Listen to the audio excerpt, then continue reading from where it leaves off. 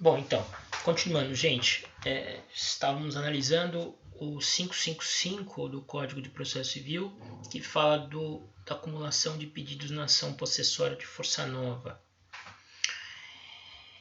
Como eu dizia, o 555 autoriza o autor a acumular ao pedido de proteção possessória, interdito, proibitório, manutenção ou reintegração de posse, outros pedidos listados aí nos seus incisos e parágrafo único, sem que tenha que sacrificar o rito especial da ação possessória de força nova, que é tão benéfico para efeitos de obtenção da tutela de urgência.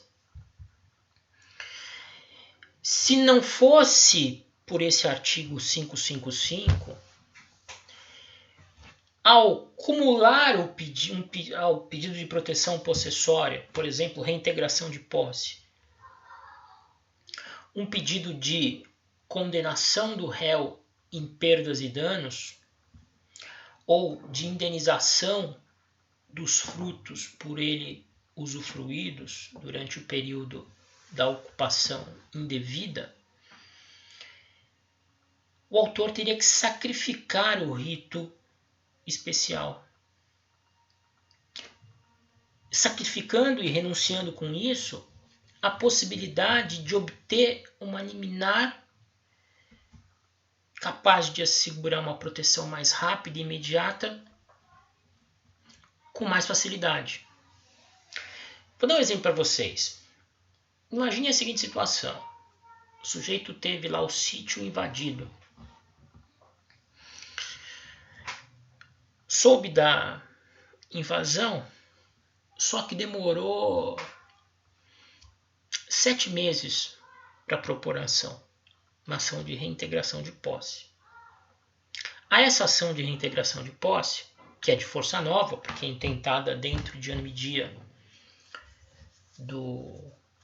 da data do esbulho, ele resolve acumular um pedido de indenização por perdas e danos, porque ele sabe que os invasores acabaram destruindo uma parte lá de um galpão que ele tinha, e ainda a indenização pelos frutos que eles exploraram do imóvel durante o período da invasão.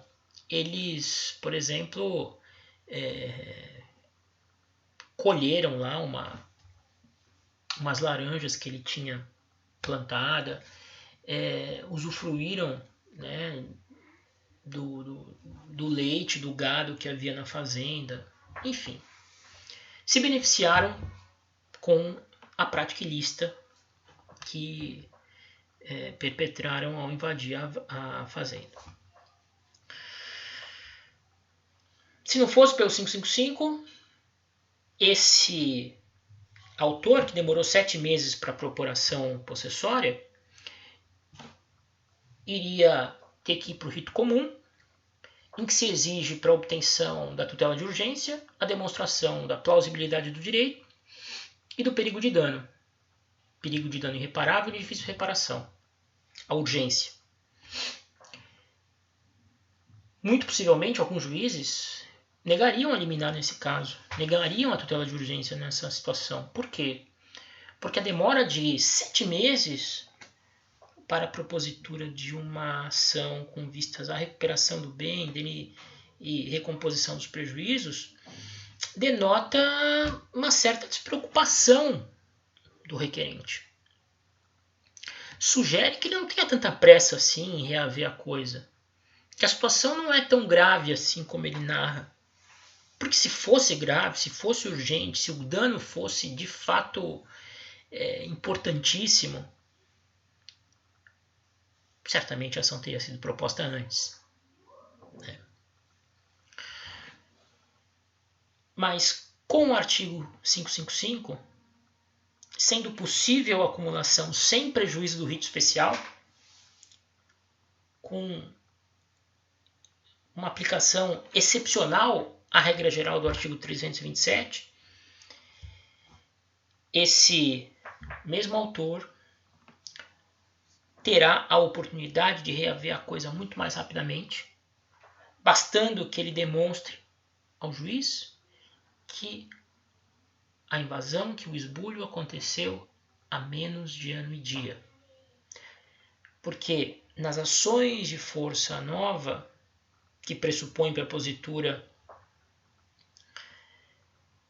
antes do advento de ano e dia da lesão à posse, existe uma presunção de periculo in more em favor do autor. Basta que ele tenha proposto dentro daquele prazo da ação de força nova, dentro do ano e dia, para que o juiz presuma em favor dele a existência do periculo in mora.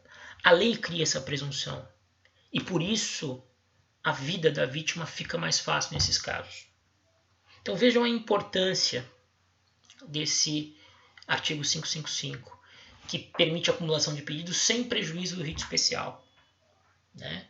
Ele amplia a proteção possessória à vítima, né? Permitindo que ela resolva tudo que ela tem em termos de questões litigiosas com a outra parte no mesmo processo, sem ter que sacrificar o rito especial, que é a cereja do bolo que lhe facilita a retomada do bem mais imediatamente. Agora, vocês podem talvez estar pensando em me fazer a pergunta assim por telepatia. Mas, professor, e se o autor quiser fazer contra um réu algum pedido fora desses aí que o artigo 555 menciona? Por exemplo, o autor quer acumular o pedido de proteção possessória, um pedido de condenação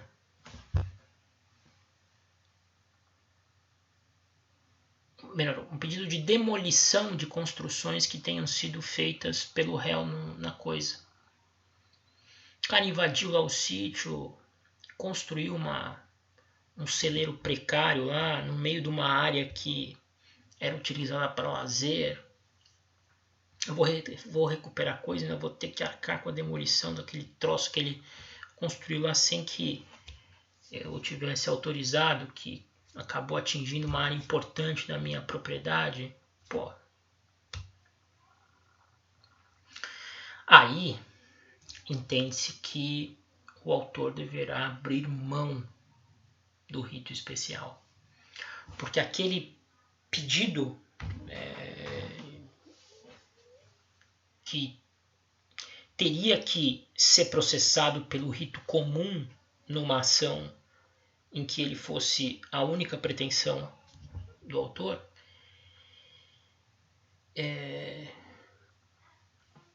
por não se inserir nos incisos, atrairia a aplicação da regra geral do 327, que fala que o autor pode acumular pedidos, ainda que eles não sejam conexos entre si, desde que, possuindo ritos diferentes, ele abra mão do rito especial e processe a ação no rito comum. Então vejam, acumulação sem prejuízo do rito especial, ela pode ser feita desde que os pedidos acumulados sejam esses dos incisos 1, 2 e parágrafo único do 555 do CPC. Tá certo? Se quiser acumular outros pedidos, vai ter que abrir mão do rito especial e processá-los todos pelo rito comum. Ok? Espero que tenha ficado claro. Mais uma característica para nós terminarmos aí essa aula de hoje, porque está ficando bem extensa. Caráter dúplice das ações possessórias.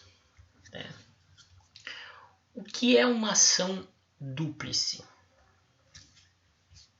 Aqui não há muito consenso da doutrina a respeito. Vocês vão encontrar doutrinadores que dizem, pura e simplesmente, que a ação dúplice é aquela em que o réu está autorizado a fazer pedido contra o autor na própria contestação. Outros doutrinadores afirmam que as ações dúplices são aquelas em que tudo que o réu pode desejar numa ação contra o autor, ele obtém pela simples rejeição do pedido do autor deduzido contra ele. Perceberam? Uns entendem que para ser dúplice ação, basta que seja autorizado ao réu formular pedido na contestação contra o autor. Outros já entendem que a ação dúplice é aquela em que tudo que o réu pode almejar em relação ao autor, ele obtém com a rejeição do pedido deduzido na inicial. Então, por exemplo, para aqueles que definem a ação dúplice como toda aquela em que o réu pode formular pedido contra o autor na contestação, toda e qualquer ação proposta no juizado especial cível pode ser considerada dúplice. Porque no rito dos juizados especiais cíveis, no rito sumaríssimo, admite-se que o réu formule pedido contraposto, né, na contestação apresentada perante o autor. Então, permite-se que nas ações de juizado o réu, tendo alguma pretensão contra o autor,